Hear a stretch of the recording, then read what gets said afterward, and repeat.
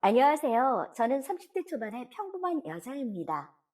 얼마 전 지인이 보내준 포항 상간녀 글을 읽게 된 후 일주일 동안 잠을 제대로 이루지 못하다가 많은 고민 끝에 글을 올려봅니다.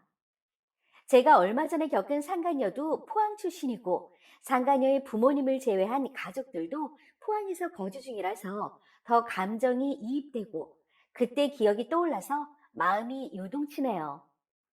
저와 전 남편은 4년 전 지인의 소개로 만나서 1년 반의 연애 후 결혼을 했습니다. 김천에서 쭉 자랐지만 몇 년 전부터 수원에서 자리를 잡은 남편의 임대 아파트에 신혼집을 꾸리던 중 지인에게 스카우트 제의를 받아 전 남편이 이직을 하게 되면서 결혼식 한 달 전 서울로 급하게 신혼집을 구하게 되었습니다. 저도 신혼집에서 멀지 않은 새 직장에 취업을 하였고 서로 새로운 곳에서 시작하는 만큼 바쁘고 정신이 없었지만 사소한 것도 서로 배려하면서 행복하게 살고 있었습니다. 하지만 2018년 7월 결혼한 지 반년 만에 전 남편은 지인이 대표로 있던 직장에서 해고를 당했고 그들의 분류는 그때부터 시작되어 1년여간 지속되었습니다. 퇴근 후 항상 저와 시간을 함께 보내던 전 남편은 하루 종일 친구들과 게임을 하다가 오후 6시에서 7시가 되면 복싱장으로 갔습니다. 그리고 10시에서 11시에 귀가하는 일이 잦아졌어요. 3개월 후 전 남편은 제 직장과 가까운 새 직장에 취업을 했지만 달라지는 것은 없었습니다. 전 남편은 저에게 이혼을 하자고 했다가 제 노력으로 다시 전처럼 잘 지내는 것 같다가 또 이혼을 하자고 했다가 전처럼 사이가 회복되는 것 같은 날들이 반복되었습니다. 그렇게 지내던 중에 2019년 7월 친구들을 만나러 고향에 가겠다던 전 남편에게 하루 종일 연락이 없어 우울해하던 중 전화가 걸려왔어요. 반갑게 받았지만 아무 말도 없어 끊으려던 찰나에 전 남편의 목소리와 함께 다른 여자의 목소리도 들려왔습니다. 그렇게 9분간의 대화를 듣고 나서야 1년여간에 걸친 전 남편의 외도를 알게 되었습니다. 둘은 제 의심을 피하려고 카톡뿐 아니라 메일로도 연락을 주고받았더라고요. 전 남편과 상간녀의 카톡을 보고 너무 충격이었습니다. 제가 알던 남편이 아니었습니다. 오늘 운동 쉬고 나 비타민 좀 놔줘. 면역력 떨어진다. 영양제 맞을 거야? 응, 콧물 재채기가 계속 나네.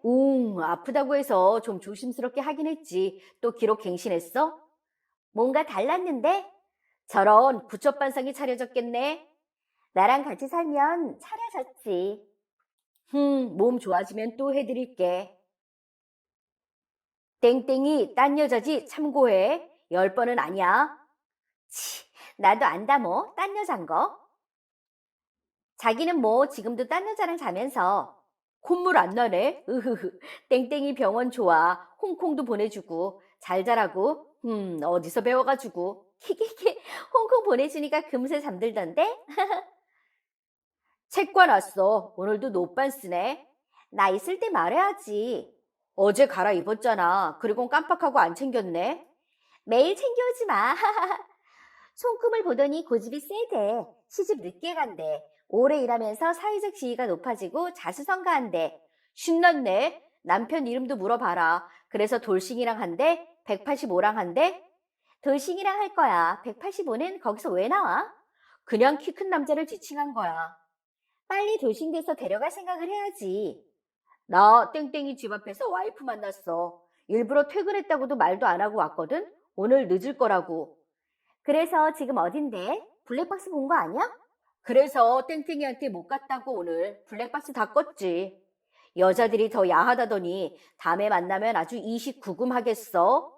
그런 대화는 안 해. 하하하. 내숭 떨긴 솔직하지 못하구만. 이식구금 친구들이네. 조만간 신기술 배워오겠네.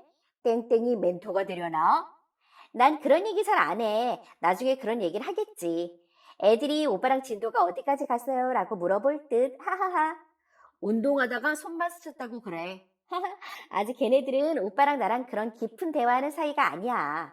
오빠랑 수원에 데이트 아닌 데이트 한번 해봤다고만 했더니 둘이 말만 안 했지 느낌은 사귀는 느낌이라면서 그랬어. 그래서 더 이상 얘기를 안 했지. 암튼 오빠를 우리 집을 데려가서 라면을 먹여야 된대. 운동 끝나고 편의점에서 라면을 같이 먹어봤다고 하니까 집에 꼭 데려가래. 하하하. 그럼 땡땡이 쉬해. 그럼 난리 났겠네. 쉬 나올 때가 제일 절정이야? 쉬 안 하면 찜찜해? 그건 아닌데 힘 빼게 되니까. 달나라 가는 거랑 쉬하게 되는 거랑 다른 거야, 그럼? 나는 오빠가 다리 끌어당겨서 해줄 때 그것도 되게 좋은데. 뭔지 알겠다. 이런 건 대체 어디서 찾아보는 거야? 차원이 다르다는데? 그래서 땡땡이가 중독된 건가? 이런 건 좀 찾아보지 마. 젖었어?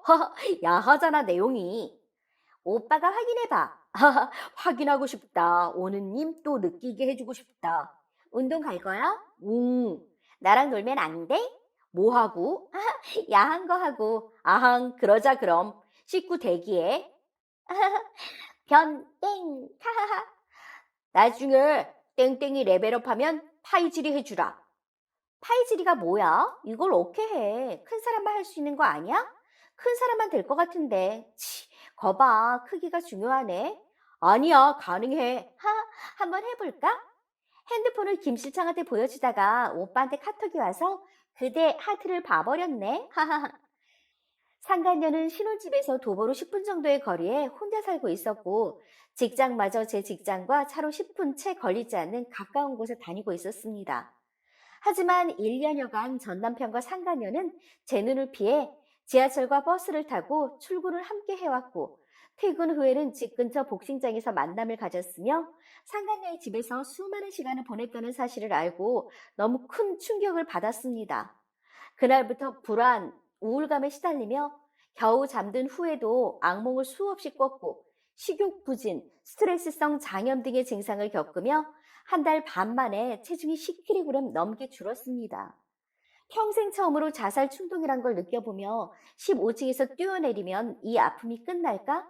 창문을 열어 아래를 수십 번도 더 쳐다봤고 정적이 흐르는 틈마다 먼지가 되어서 사라져 버렸으면 좋겠다라는 생각을 수백 번도 더 했고 차도를 건널 때마다 차라리 차에 치여 죽는 게 나을까 수천 번 생각을 했어요. 실제로 울면서 걷다가 후진하는 차에 치여 통원 치료도 받았고 전 남편과 지하철을 타고 친정으로 가다가 쓰러지기도 했고 직장에선 하루에도 10대번씩 울고 일이 손에 잡히지 않아 폐도 많이 끼쳤네요. 병원에서 혈압을 재다가 간호사분들끼리 놀라서 3번이나 재검사를 시도할 정도로 혈압이 높았고 정신과에서 혼합형 불안 및 우울장애 판정을 받아 약을 처방받아 먹다가 심리 상담을 받으러 가서는 상담비가 부담되어 여러 번 받기는 힘들 것 같다고 하니 상담이 꼭 필요한 위험한 상태인 것 같다며 상담비를 낮춰주시기도 했습니다. 상간녀를 만나고 귀가한 전 남편은 야근 후 집에 와서 쉬는 저에게 집안이 정돈되어 있지 않다며 짜증을 내기도 했고 마이너스 비용 독감을 확진받기 전날 전 남편에게 몸이 좋지 않다고 이야기를 했지만 부부 관계를 요구하여 관계 중 속이 너무 좋지 않아 힘들다고 하는 저를 노려보며 방을 나가버리기도 했습니다. 결혼 기념일 전날에 케이크를 미리 사왔길래 행복해하며 소소하게 둘이 축하 파티를 한 후 기념일 당일에 외식 장소에 가면서는 일부러 싸움을 걸어 머리를 식히러 나가는 척 오토바이를 타고 상가녀 집으로 갔고 면접을 보고 오겠다, 복싱장에 다녀오겠다, 사촌 동생, 지인들을 만나거나 회식 후 늦게 퇴근한다며 인증샷을 보내고는 상가녀 집에 머물러 있다가 오는 등 수없는 거짓말로 기만을 당했습니다. 작년 9월, 저는 상간녀가 일하고 있는 병원에 찾아갔습니다. 상간녀를 불러내어 이야기하는 15분 남짓한 시간 동안 상간녀는 팔짱을 낀 채 저를 노려보기만 했습니다.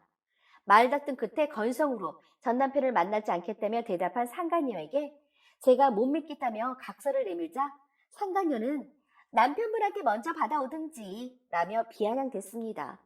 제가 이혼은 절대 없다고 하자 받아와요 그럼 나를 안 만나겠다고 각서를 받아오라고요 라며 끝까지 저를 기만했고 신랑이 끝에 절대 전 남편과 연락 및 만남을 하지 않겠다는 각서를 받을 수 있었습니다.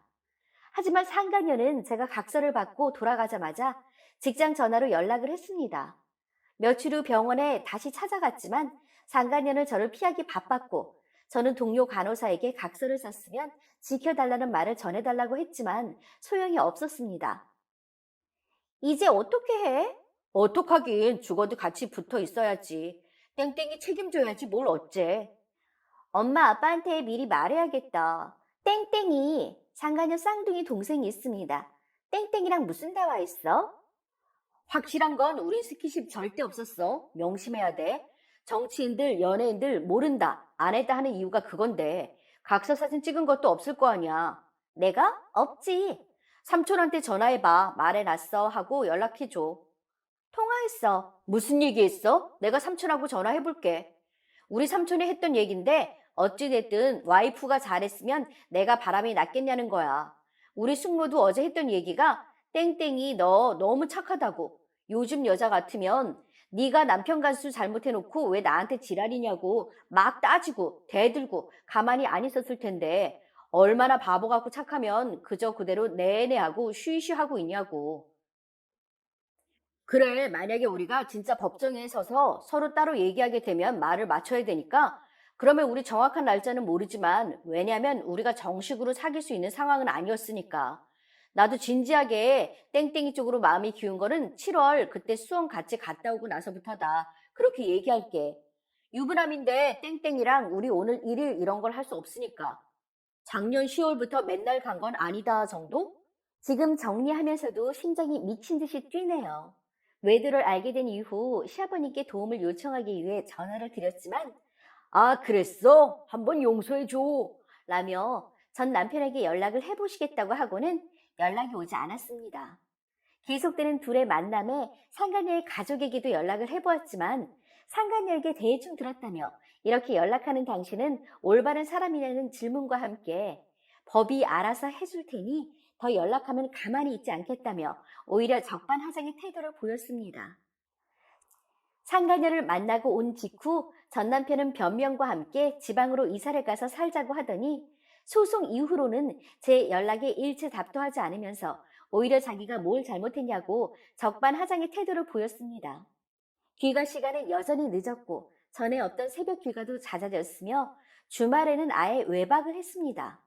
남편의 폭력적인 행동으로 팔에 피멍이 들고 갈비뼈 근처 근육 뭉침이 생겨 통원 치료를 받기도 했습니다. 전셋집 부동산 계약서를 들고 나가 은행을 돌아다녔으며 일방적으로 집을 내놓고 제가 모르는 사이에 사람들이 집도 보고 갔는지 얼마 지나지 않아 다음 세입자가 들어와야 된다며 나가라는 통보를 받기도 했습니다. 이런저런 일들 끝에 몇 달에 걸친 상간녀 소송이 마무리되었습니다.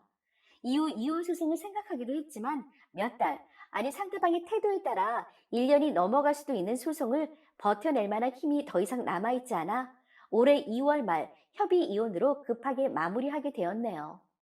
전 그저 지금까지 살아온 것처럼 평범하게 사랑하는 사람과 결혼해서 아이를 낳고 저희 부모님처럼 행복한 가정을 꾸려가는 게 꿈이었을 뿐인데 얼마 전까지 지나가는 아기들만 봐도 가슴이 찢어질 듯 아파 울었습니다. 지나갔다면 지나간 일이지만 여전히 그때의 생각들이 문득문득 떠오르고 악몽을 꾸며 잠을 설치는 일이 잦습니다. 친정 부모님을 모시고 갔던 카페에서 너무 좋다며 친한 형과 함께 또 와야겠다고 하던 전 남편. 그 카페에서 찍은 사진을 카톡 프로필로 올렸던 상간녀는 상간녀 소송을 시작하자 사진을 삭제하였고 이혼 직후에는 똑같은 사진을 보란 듯이 다시 올렸습니다. 그곳에서 새로 찍은 사진도 함께요. 유부남인 걸 알면서도 좋아한다며 자신의 집으로 불러 부적절한 관계를 맺었던 상간녀. 오히려 저에게 적반하장으로 따지던 포항에 사는 상간녀의 가족들. 결혼해도 다른 여자를 만나고 다니는 건 자기 마음이라고 합리화하는 전 남편. 바람은 능력이라고 오히려 제가 바람을 못 피니까 질투나서 그러는 거라며 전 남편의 잘못은 없다고 감싸면서 상간녀와 전 남편에게 도움을 주었던 전 남편의 외숙모와 외삼촌. 말도 안 되는 드라마에서만 보는구나 싶던 사람들을 직접 겪으면서 가슴 깊이 묻어두고 잊으려 애쓰면서 정신없이 살고는 있지만 평생 남을 마음의 상처와 이혼녀 타이틀을 얻은 채 저 둘과 그 가족들, 그 누구에게도 제대로 된 사과조차 받지 못하고 어떻게든 스스로 상처를 치유해 보겠다고 아등바등하는 제 모습이 비참합니다. 답답하고 억울한 심정을 담아 쓰다 보니 글이 길어졌네요. 긴 글 읽어주셔서 감사합니다. 잘못한 인간들은 끝까지 벌을 받았으면 좋겠습니다.